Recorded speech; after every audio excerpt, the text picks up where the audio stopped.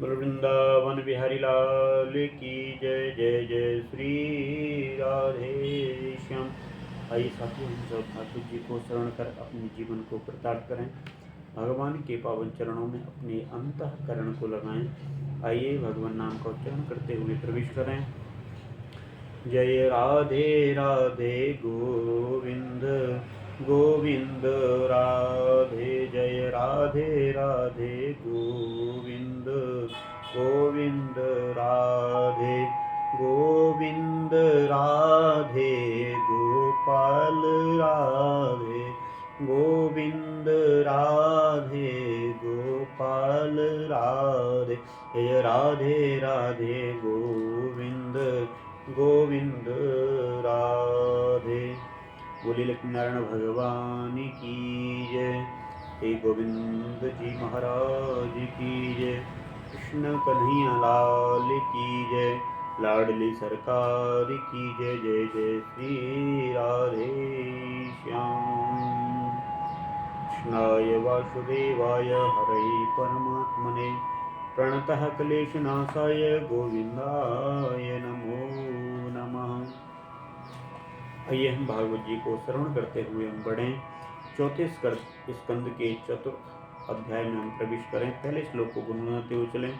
मैत्रेयवाच एतावदुक्त्वा विरराम शंकरः पत्न्यङ्गनाशं युभयत्र चिन्तयन् सुहृद्दिदिक्षुः परिशङ्किता भवा निष्क्रामति निर्विशति द्विधासता। मैत्रेय जी कहते हैं कि विदुर जी, इतना कह करके भगवान शंकर जो हैं मौन हुए। जब मौन हुए हैं, उन्होंने देखा कि दक्ष के यहाँ जाने देने अथवा जाने से रोकने दोनों ही अवस्थाओं में सती के प्राण त्याग की संभावना है। इधर सती जी भी कभी बंधुजनों को देखने जाने की इच्छा से बाहर आती हैं, कभी भगवान शंकर रुष्ट ना हो जाएं, इस शंका से फिर लौट जाती हैं। इस प्रकार क्योंकि भगवान शंकर रुष्ट ना हो जाएं, इसलिए इस शंका से फिर लौट आती हैं। इस प्रकार कोई एक बात निश्चित न कर सकने के कारण से वे दुविधा में पड़ गई, चंचल हो गई और बंधुजनों से मिलने की इच्छा में पड़ने से वे बड़ी अनमनी सी हो गई। स्वजनों के स्नेह बस उनका हृदय जो है वो भर आया और वे आंखों से आंसू भर करके अत्यंत व्याकुल हो रोने लगी। उनका शरीर थर-थर कांपने लगा और वे अप्रियतम पुरुष भगवान शंकर की ओर इस प्रकार रोषपूर्ण दृष्टि से देखने लगी मानो उन्हें भस्म कर देंगी। शोक और क्रोध ने उनके चित्त को बिल्कुल बेचैन कर दिया है तथा स्त्री स्वभाव के कारण से उनकी बुद्धि मूढ़ हो गई। उन्होंने प्रीतिवश उन्हें अपना आधा अंग तक दे दिया था। उन सत्पुरुषों के प्रिय भगवान शंकर को भी छोड़कर वे लंबी लंबी सांसें लेती हुई अपने माता पिता के घर चल दी। सती को बड़ी फुर्ती से अकेली जाते देख महादेव के मणिमान एवं मद आदि हजारों सेवक भगवान के वाहन वृषभराज को आगे कर तथा और भी अनेकों पार्षद यक्षों को साथ ले बड़ी तेजी से निर्भयता पूर्वक उनके पीछे ही हो लिए। उन्होंने सती को बैल पर सवार करा दिया और तथा मैना पक्षी गेंद दर्पण आदि कमल आदि खेल की सामग्री श्वेत छत्र चवन और माला आदि राज चिन्ह तथा दुंदुभी शंख और बांसुरी आदि गाने बजाने के सामान से सुसज्जित हो वे उनके साथ चल तो दिए हैं। तदंतर सती अपने समस्त सेवकों के साथ दक्ष की यज्ञशाला में पहुंची। वहां वेदध्वनि करते हुए ब्राह्मणों में परस्पर होड़ लग रही थी कि सबसे ऊंचे स्वर में कौन बोले। सब और ब्रह्मर्षि देवता विराजमान थे। जहां तहां मिट्टी काठ लोहे सोने डाब और चर्म के पात्र रखे हुए थे। वहीं पहुंचने पर पिता के द्वारा सती की अवहेलना हुई। यह देख यज्ञकर्ता दक्ष के भय से सती की माता और बहनों के सिवा किसी भी मनुष्य ने उनका कुछ भी आदर नहीं किया। आदर सत्कार जब नहीं किया है, अवश्य ही उनकी माता और बहनें बहुत प्रसन्न हुई और प्रेम से गदगद होकर के उन्होंने सती को आदरपूर्वक गले लगाया। किंतु सती ने पिता से अपमानित होने के कारण से बहनों के कुशल प्रश्न सहित प्रेमपूर्ण वार्तालाप तथा माता और मौसियों के सम्मान पूर्वक दिए हुए उपहार और सुंदर आसनादियों को स्वीकार नहीं किया।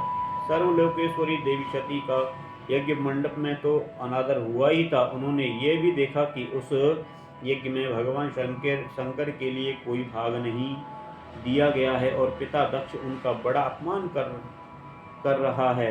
इससे उन्हें बहुत क्रोध हुआ। ऐसा जान पड़ता था मानो वे अपने रोष से संपूर्ण लोगों को भस्म कर देंगी। दक्ष को कर्म योग कर्म मार्ग के अभ्यास को बहुत घमंड हो गया था। उसे शिवजी से द्वेष करते देख जब सती के साथ आए हुए भूत उसे मारने को तैयार हुए तो देवी सती ने उन्हें अपने तेज से रोक दिया। सब लोगों को सुनाकर पिता की निंदा करते हुए क्रोध से लड़खड़ाती हुई वाणी से कहा कि देवी सती ने कहा कि पिताजी, भगवान शंकर से तो बड़ा संसार में कोई भी नहीं है। वे तो सभी देहधारियों के प्रिय आत्मा हैं। उनका ना कोई प्रिय है ना कोई अप्रिय है, अतएव उनका किसी भी प्राणी से वैर नहीं है। वे तो सबके कारण एवं सर्वरूप हैं। उसके सिवा ऐसा कौन है जो उनसे विरोध करेगा। तो द्विजवर, आप जैसे लोग दूसरों के गुणों में भी द्वेष ही देखते हैं, किंतु कोई साधु पुरुष ऐसा नहीं करते। जो लोग दोष देखने की बात तो अलग रही, दूसरों के थोड़े से गुण को भी बड़े रूप में देखना चाहते हैं, वे सबसे श्रेष्ठ हैं। खेद है आपने ऐसे महापुरुषों पर दोषारोपण ही किया जो दुष्ट मनुष्य इस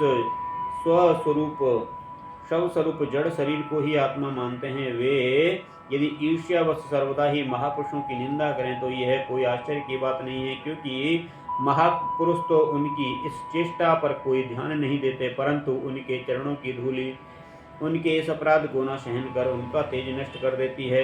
अतः महापुरुषों की निंदा जैसे जघन्य कार्य और उन दुष्ट पुरुषों को भी शोभा देता है, जिनका शिव यह दो अक्षरों का नाम प्रसंगवश एक बार भी मुख से निकल जाने पर मनुष्य के समस्त पापों को तत्काल नष्ट कर देता है और जिनकी आज्ञा का कोई भी उल्लंघन नहीं कर सकता। ओहो, उन्हीं पवित्र कीर्ति मंगल में भगवान शंकर से आप द्वेष करते हैं। अवश्य ही आप अमंगल रूप हैं। अरे महापुरुषों के मन मधुकर ब्रह्मानंदमय रस का पान करने की इच्छा से जिनके चरण कमलों का निरंतर सेवन करते रहते हैं, जिनके चरणारविंद सकम और पुरुषों को उनके विश्व फल भोग भी देते हैं, उन विश्व बंधु भगवान शिव से आप बैर करते हैं। वे केवल नाम मात्र हैं, शिव हैं। उनका वेश अशिव रूप अमंगल रूप है। इस बात को आपके सिवा कोई दूसरा नहीं देवता संभव नहीं जानते, क्योंकि जो भगवान शिव शमशान भूमिस्थ नरमुंडों की माला, चिता की भस्म और अन्य हड्डियां पहने जटा बखेरे भूत पिशाचों के साथ शमशान में निवास करते हैं, उन्हीं के चरणों पर से गिरे हुए निर्माल्य को ब्रह्मा आदि देवता अपने सिर पर धारण करते हैं। यदि निरंकुश लोग धर्म मर्यादा की रक्षा करने वाले अपने पूजनीय स्वामी की निंदा करें तो अपने में उसे दंड देने की शक्ति ना होने पर कान बंद करके वहां से चला जाए। यदि शक्ति हो तो बलपूर्वक पकड़कर उस बकवाद करने वाली अमंगल रूप दुष्ट जिह्वा को काट डाले। इस पाप को रोकने के लिए स्वयं अपने प्राण तक दे दें, यही धर्म है। आप भगवान नीलकंठ की निंदा करने वाले हैं, इसलिए आपसे उत्पन्न हुए इस शरीर को अब मैं नहीं रख सकती। यदि भूल से कोई निंदित वस्तु खा ली जाए तो उसे बामन उसके निकाल देने से ही मनुष्य की शुद्धि बताई गई जाती है। जो महामुनि निरंतर अपने स्वरूप में ही रमण करते हैं, वे उनकी बुद्धि सर्वथा वेद के विधि निवेशमय वाक्यों का अनुसरण नहीं करता। जिस प्रकार देवता और मनुष्यों की गति में भेद रहता है, उसी प्रकार ज्ञानी और अज्ञानी की स्थिति भी एक सी नहीं होती।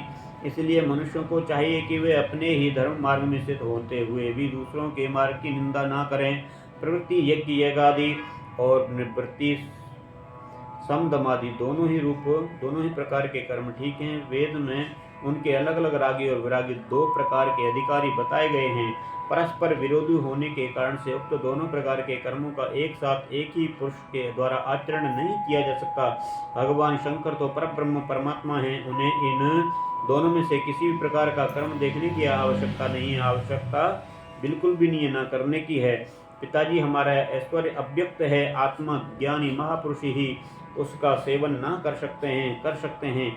आपके पास वह ऐश्वर्य नहीं है और यज्ञशाला में यज्ञान्न से तृप्त होकर के प्राण पोषण करने वाले कर्मठ लोग उसकी प्रशंसा भी नहीं करते। आप भगवान शंकर का अपराध करने वाले हैं, अतः आपके शरीर से उत्पन्न इस निंदनीय देह को रखकर मुझे क्या करना है। आप जैसे दुर्जन से संबंध होने के कारण से मुझे लज्जा आती है। जो महापुरुष का अपराध करता है उससे होने वाले जन्म को भी धिक्कार है। आप जिस समय भगवान शंकर आपके साथ मेरा संबंध दिखलाते हुए मुझे हंसी में दाक्षायणी दक्ष कुमारी के नाम से पुकारेंगे, उस समय हंसी को भूल कर मुझे बड़ी ही लज्जा और खेद होगा। इसलिए उसके पहले ही मैं आपके अंग से उत्पन्न इस समतुल्य शरीर को त्याग दूंगी। मैत्रेय जी कहते हैं, कामादि शत्रुओं को जीतने वाले परम विदुर जी इस यज्ञ मंडप में दक्ष से इस प्रकार कह देवी सती मौन होकर के उत्तर दिशा में भूमि पर बैठ गई। उन्होंने आचमन कर अपने करके पीला वस्त्र ओढ़ लिया और तथा आंखें मूंद कर शरीर छोड़ने के लिए वे योग मार्ग में स्थित हो गईं और उन्होंने आसन को स्थिर प्राणायाम द्वारा प्राण और अपान को एक रूप करके नाभि चक्र में स्थित किया। फिर उदान वायु को नाभि चक्र से ऊपर उठाकर धीरे धीरे बुद्धि के साथ हृदय में स्थापित किया। इसके पश्चात आनंदिता सती और उस हृदय स्थित वायु को कंठ मार्ग से भ्रकुटियों के बीच में ले गई। इस प्रकार से जिस शरीर को महापुरुषों के भी पूजनीय भगवान शंकर ने कई बार बड़े आदर से अपनी गोद में बैठाया था, दक्ष पर कुपित होकर के उसे त्यागने की इच्छा से मनस्विनी सती ने अपने संपूर्ण अंगों में वायु और अग्नि की धारणा की और अपने पति जगत गुरु भगवान शंकर के चरण कमल मरकंद का चिंतन करते करते सती ने सब ध्यान बुला दिया और उन्हें उन चरणों के अतिरिक्त कुछ भी दिखाई न दिया। इससे वे सर्वथा निर्दोष अर्थात मैं दक्ष कन्या हूँ ऐसे अभिमान से भी मुक्त हो गई और उनका शरीर तुरंत ही योगाग्नि से जल उठा। उस समय वहां आए हुए देवता आदि ने शव सती का देह त्याग यह मान आश्चर्य में चरित्र देखा। तब वे सभी हाहाकार करने लगी और भयंकर कोलाहल आकाश में तथा पृथ्वी तल पर सभी जगह फैल गया और सब ओर यही सुनाई देता था, हाय दक्ष के दुर्भाग्य से कुपित होकर के देवादिदेव महादेव की प्रिया सती ने प्राण त्याग दिए। देखो सारे चराचर इस जीव इस दक्ष प्रजापति की ही संतान है, फिर भी इसने कैसी भारी दुष्टता की है। इसकी पुत्री शुद्ध हृदय सती सदा ही मान पाने की योग्य थी, किंतु इसने उसका भी ऐसा निरादर किया कि उसने प्राण त्याग दिए। वास्तव में ये बड़ा ही असहिष्णु व ब्राह्मण द्रोही है। अब इसकी संसार में बड़ी अपकीर्ति होगी।